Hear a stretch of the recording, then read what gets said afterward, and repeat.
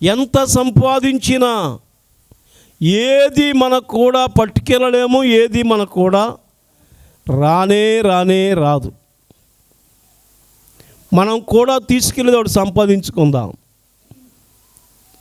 అదే నీవు పొందుకున్న రక్షణ. దేవునికి స్తోత్ర.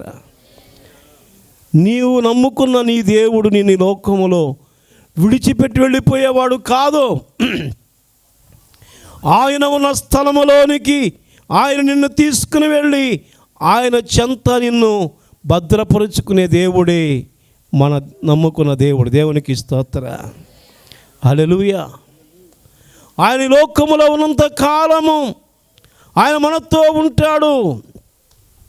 మనం ఈ లోకం విడిచిన తర్వాత మనలను ఆయన వెంట పెట్టుకుని తీసుకుని వెళతాడు. దేవునికి స్తోత్ర.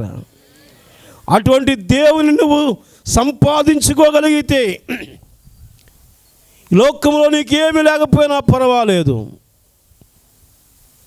ఉండడానికి ఇల్లు లేకపోయినా, తినడానికి తిండి లేకపోయినా, కట్టడానికి వస్త్రం లేకపోయినా, అయ్యో నీ జీవితంలో ఆకలితో అలమడించినా పర్వాలేదు. కానీ నువ్వు యేసుని సంపాదించుకుంటే నీ అంత భాగ్యవంతులు ఈ లోకములో ఎవ్వరు ఉండరు. దేవునికి స్తోత్రం.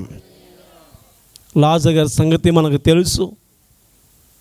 ఏమంటే ఆయనకి ఏదీ లేవు, ఉండడానికి ఇల్లు లేదు, కట్టుకోవడానికి వస్త్రం లేదు, తినడానికి తిండి లేదు. ఎండకి ఎండుతూ ఉన్నాడు, వర్షానికి తడుస్తూ ఉన్నాడు, చలికి బాధపడుతూ ఉన్నాడు. కానీ ఒక దినాన చనిపోయినప్పుడు దేవదూతలు వచ్చి తీసుకుని వెళ్ళి అయ్యో దేవుని రాజ్యానికి చేర్చాయి. అబ్రహాము రొమ్మును ఆనుకుని ఉన్నాడు, తన జీవితంలో గొప్ప భాగ్యాన్ని పొందుకున్నాడు.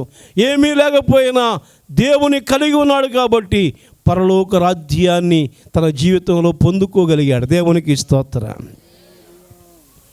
కనుక ఈ లోకములో సంపాదించవద్దు అని అంటలే, సంపాదించు, నీతితో సంపాదించు, నీ పిల్లల కొరకు ఆస్తిని సమకూర్చు. అవసరం. దేవుని వాక్యమే చెప్పింది, మంచి తండ్రి తన పిల్లల కొరకు ఆస్తిని సమకూరుస్తాడు అని.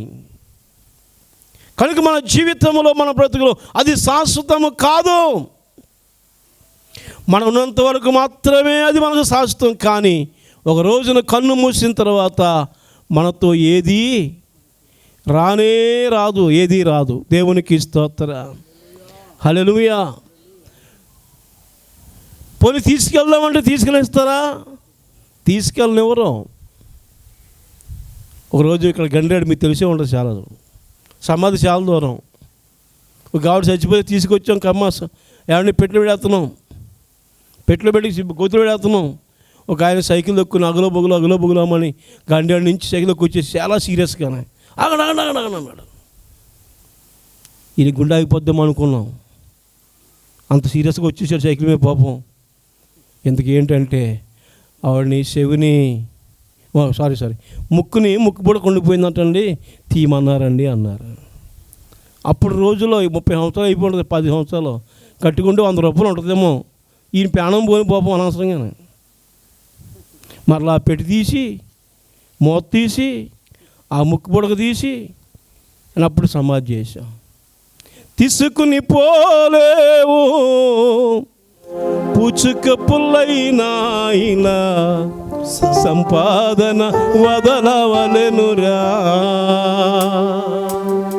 తీసుకుని పోలేవు పుచ్చుక పుల్లైనా సంపాదన వదలవలెనురా.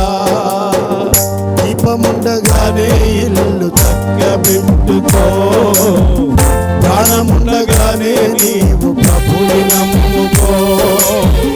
దీపముండగానే నీవు చక్కబెట్టుకో, ప్రాణముండగానే నీవు ప్రభుని నమ్ముకో.